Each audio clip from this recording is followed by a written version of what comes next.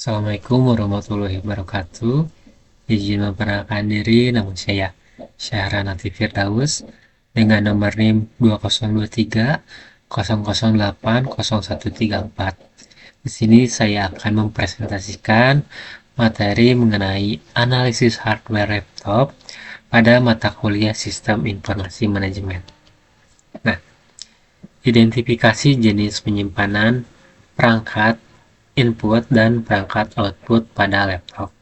Untuk jenis penyimpanan itu ada yang pertama ada SSD atau Solid State Drive, kemudian ada hard disk atau HDD, kemudian ada Random Access Memory atau RAM, kemudian ada NVMe SSD.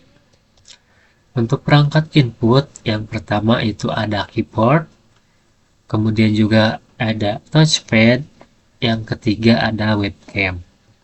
Kemudian untuk perangkat output yang pertama ada port HDMI atau port VGA atau DisplayPort. Kemudian juga ada port audio jack. Kemudian ada juga layar LCD atau LED atau OLED. Kemudian yang terakhir ada speaker. Nah, kemudian untuk analisis evaluasi hardware itu menggunakan faktor evaluasi hardware. Yang pertama itu ada kinerja CPU, RAM, SSD. Kemudian untuk kapasitas penyimpanan yaitu ada SSD dan vs HDD. Kemudian ada portabilitas, ada ukuran dan berat. Kemudian ada juga yang keempat yaitu daya tahan baterai, yaitu bagaimana jam penggunaannya. Dan yang kelima ada kompatibilitas dan expandibilitas, yaitu port dan upgrade RAM. Yang keenam ada keandalan dan daya tahan, yaitu dari material dan juga pendinginan. Dan yang terakhir adalah harga dan nilai, itu keseimbangan fitur dan biaya. Untuk analisis yang saya gunakan yaitu analisis laptop yang saya gunakan yaitu laptop Lenovo V14. Yang pertama prosesor. Untuk prosesor untuk laptop Lenovo V14 itu bisa ada dua. Yang pertama menggunakan prosesor AMD Ryzen 5 5500 dan juga ada Intel Core i5 Gen ke-11. Nah, untuk yang saya gunakan yaitu Intel Core i5 yang ke-11. Dan untuk RAM juga ada banyak varian, ada RAM 4GB dan 8GB DDR4. Dan dapat di-upgrade hingga 12GB. Dan untuk yang saya pakai yaitu RAM 4 tambah 8, jadi 12GB. Dan untuk penyimpanan mulai dari SSD menggunakan 256 hingga 512 dengan opsi tambahan HDD. Kemudian untuk layar yaitu 14 in, ukuran 1920 x 1080. Dan untuk grafis yaitu yang saya gunakan yaitu ada Intel UHD graphic. Dan untuk baterai hingga 6 jam pemakaian 38 watt. Untuk port USB sendiri itu banyak sekali di laptop Lenovo ini. Yang pertama yaitu pasti port USB 3.2, kemudian USB 2.0, ada port HDMI, RJ45, audio jack. Dan untuk konektivitas yaitu Wi-Fi 5.0, kemudian untuk Bluetooth-nya juga sama 5.0. Dan untuk sistem operasi menggunakan Windows 11.